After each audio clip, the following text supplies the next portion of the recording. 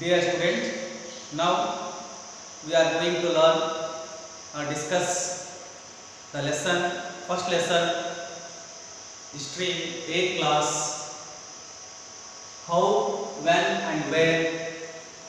I am Hamantappa Nayak, JNV Raichur, PGT Social Science. So let us see, history is one of the subject in 8th, not only 8th, in all classes. So in history, dates are important. The history synonymous with dates. Without date, we cannot learn the history, we cannot know the history, we cannot understand the history. We should know, we have to know the date, because in past time, you know what is history? Past, our ancestors, dynasties, empires, emperors, no, rulers, nawabs, rajas, queens. This like so many events were taken place in the world, in India, in our surrounding area. So in that event when it was taken place, when it was happened, in which year it was happened, who has done, when he did, in which place it was happened. So these are all things we have to know. Then we can understand the history. So here, how important are dates? Yes, dates are very, very important in learning history. See here, history is certainly about the changes that occur over time. History is synonymous with dates. We compare the past with present. We continue to associate history with a streak of dates. We study dates, we find out the sequence of events and the significance of events. See, when we know the date or year, then we can know the which event is significant, which event is important, that event in which year it was happening, everything we can learn. So dates are very important in learning history. Example I give you.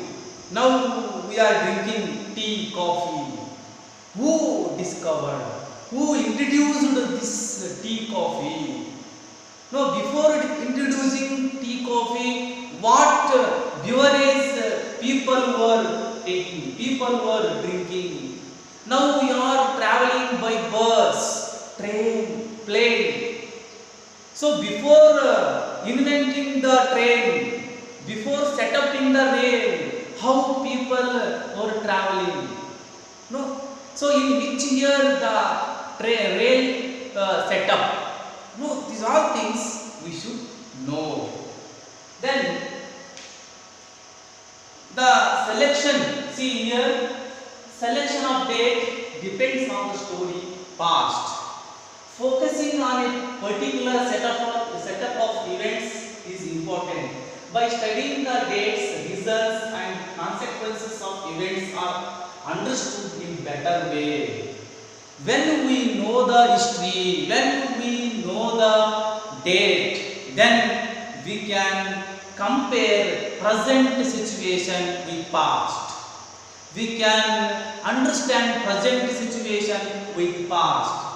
So that is why dates are very important. Then also, which dynasty is important, which empire was important, which emperor was famous, which event was significant. These are all things we can know when we have known the date.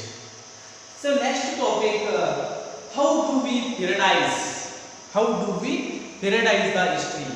You know, the James Mill, Scottish economist, political philosopher, divided the Indian history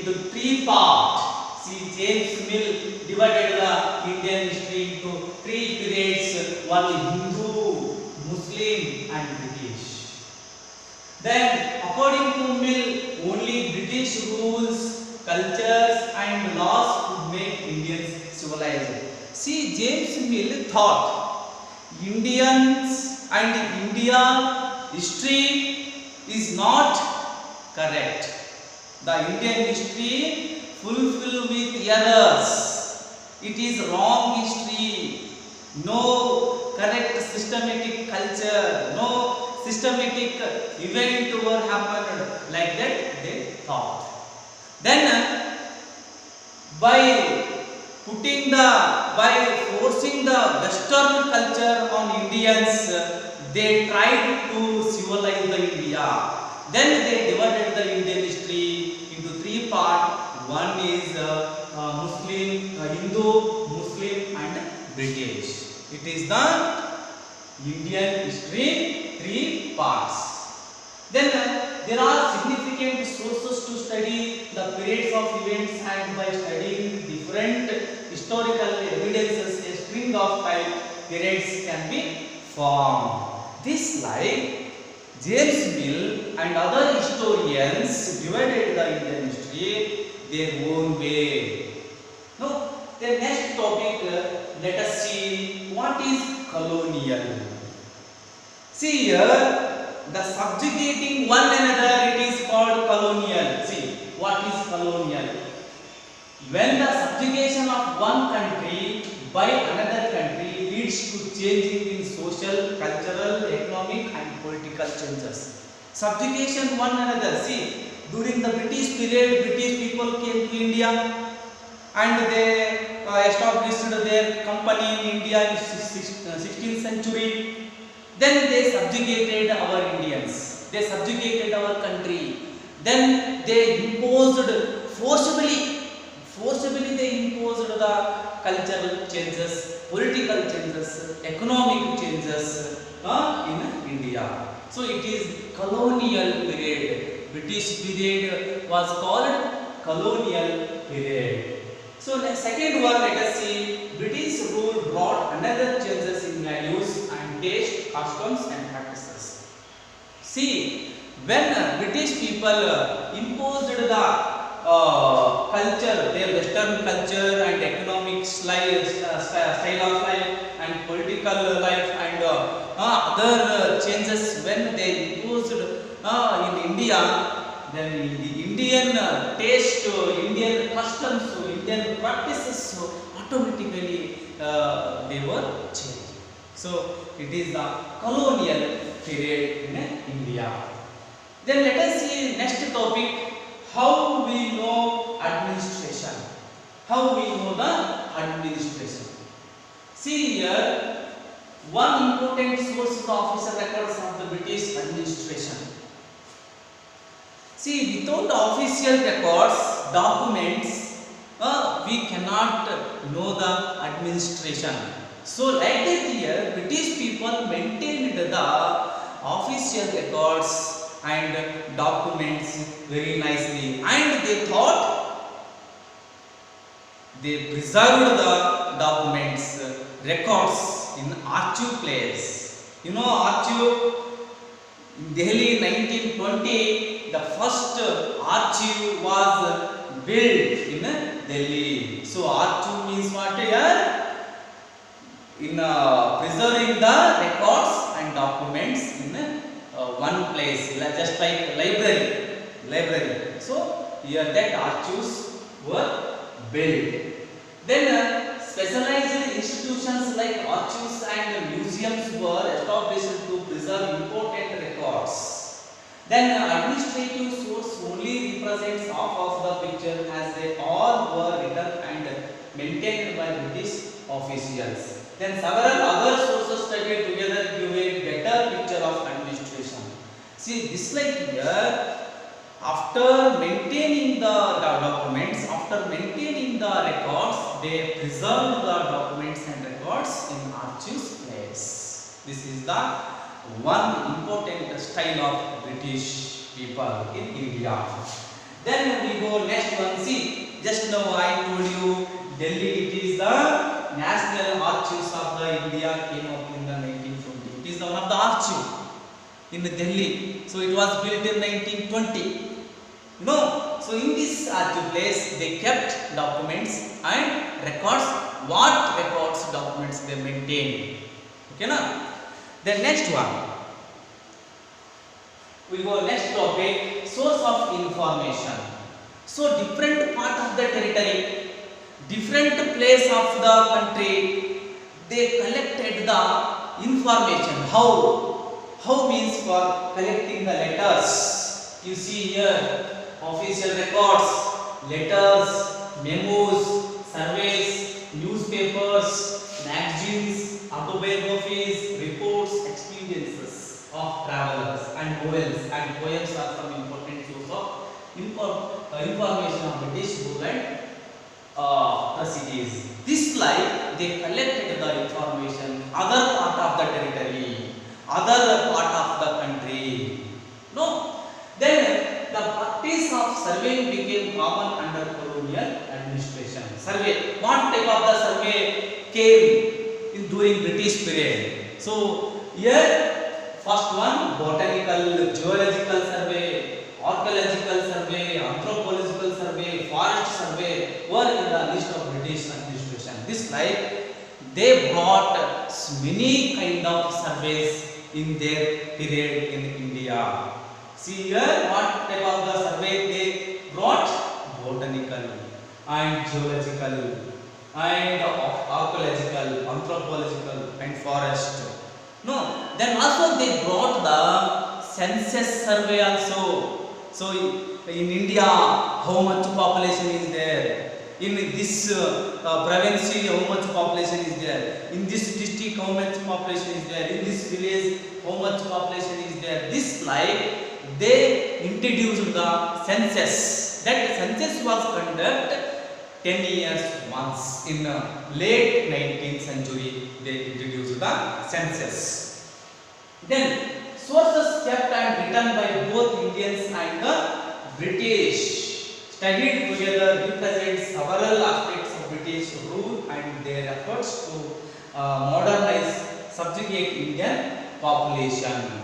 See, source, whatever source they collected, whatever document they maintained, these are all documents, records, survey records, census records, these are all records they written and kept in archives place. So next we go to next topic. Another one topic it is there. See. See, what do official records not tell us? See, just like British people maintained so many documents and records and survey records documents. But here, official records do not tell us about poor people, common people who lived in India during the British period. See here one of the picture. See, mapping and survey operations in the progress of in Bengal. Drawing is James Prinsep, 1832. So this is the one of the picture. So in this picture they survey. So forest survey, geological survey, botanical survey, and census survey. These are all kind of survey they did, but they forgot the common people lifestyle. In this village, what style of routine they are leading. People are leading the life, and how much comfortable life they have. This life they forget the survey of the common people. So official people never say about common people, never say about poor people, workers, farmers. About these people, the official records and documents they did not tell. Then the next one. Last year points are there. We see the points. The official records do not tell about the needs of people of India, and many official records hide the truth. The only show one aspect of the event. The official records does not represent the fallout of British administration and also do not represent the reactions and situations of the Indians of the event scale of the society. See here, the official records do not tell about the needs of people. See what people need, what people require, what people need, they what people want. So these information the British people could not say, or British people what they maintained the official records they could not say. Thank you.